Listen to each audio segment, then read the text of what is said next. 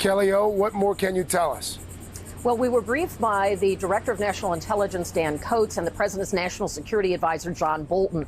And they told us that the President has already signed this broad executive order that would target the potential for sanctions against individuals, countries, entities, if they interfere with the election in terms of the campaign infrastructure, but also going beyond that to look at things like disinformation. This, of course, is all in the wake of the 2016 Russian interference, and officials today told us that it is not just Russia. They're also looking at China and North Korea as potential suspects as well.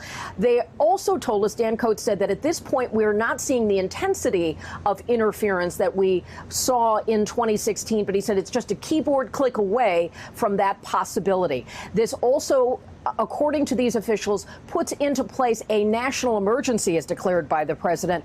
But notably, this is not something he did on camera, and we've seen him many times make it a public event with the big signature and holding up the document. He chose not to do that in this case, and we have not yet gotten the specific paperwork about what this will all include. But it would set into motion if there is evidence of interference that either goes at election infrastructure, the parties, the results of the upcoming midterm election, or in this more of a information campaign. If they find evidence, it would allow the Department of State, the Department of Justice, and others to begin putting in place a punishment, sanctions in the form that we've seen at other times. So this is described as a broad effort by the president, who has been criticized for not taking enough steps against the Russian interference. John Bolton says this is a proof, in his words, that this is the president's high priority and that this is something he wanted to do himself. We expect to get more and more specifics as the day unfolds. Craig?